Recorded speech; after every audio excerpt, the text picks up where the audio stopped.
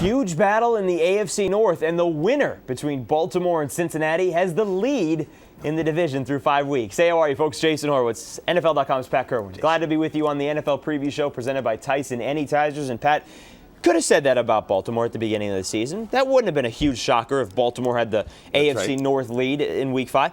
Cincinnati in the lead in the AFC North into Week 5. Now that's a surprise. It is, but you asked me in September, are there sleepers out there? And we mentioned the Bengals. Yeah, we did. And for a lot of reasons. The defense has improved. There's no doubt about that. They're playing very stingy on defense. They can play the run. They can play the pass. Those young linebackers are doing a great job. And Carson Palmer's healthy. And that, along with his weapons, makes Cincinnati a really dangerous opponent. What has impressed you the most about Carson Palmer this year? You know, the thing about Carson that impresses me is ball distribution to his receivers.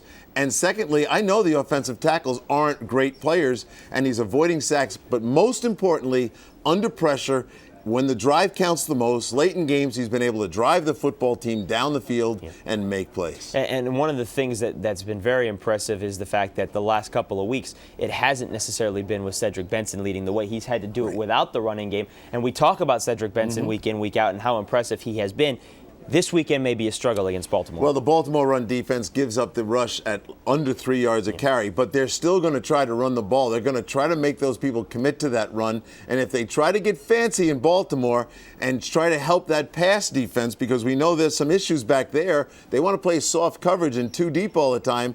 Carson will check to the run, and we'll see some big runs from Ced Benson. The team is 6-1 in the last 7 games, and Ced Benson's given them 125 yards a game. They're not going to drift away from that. And that one loss was the tip drill at the end of the game with the Denver Broncos. Now, you talked about the Ravens' issues in the secondary.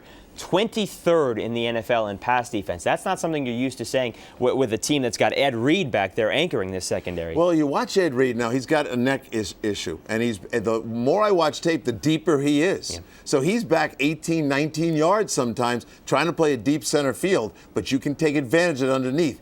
When we look at the Bengal receivers, and those guys are good for about 10, 11, 12 yards a catch, there's lots of opportunities in there. Look for them to be throwing the ball on deep in routes right in front of Ed Reed. What about here for the Ravens? Last week, losing 27-21. They had 9 penalties, and we know that what Ray Lewis's thoughts were about some of those penalties. This offense, though, it has proven week in, week out that it is for real. This is not going anywhere. And the thing that has been most impressive to me is the play of not only Joe Flacco, but Ray Rice as well. The running game in general, and you think about Joe Flacco, yes, I mentioned that Carson was won 3 times, but Flacco wasn't on the football team. They have a legitimate passing attack. We talk about that quite a bit. But the running game isn't just Ray Rice. If you look at Willis McGahee, he's scoring a touchdown every 7 carries. So between the two of them, they're giving you 5 yards a carry. They both can catch the football, and they both make you play the run if you're the opponent. And then Joe strikes you dead with the passing game. And I've talked to John Harbaugh about it. Joe has a lot of flexibility at the line to read the coverage and make a pre-snap decision to switch from run to pass or vice versa. So they got you coming and they got you going. Both these defenses have been pretty good this year. Both these offenses have been very good this year at times. Which team you like here in this game? You know, I think I'm going to have to take the Baltimore Ravens at home, and I think they have great respect for the Cincinnati Bengals. But Joe Flacco and those guys, they're on a mission right now, and they know they can stay in the lead of this division.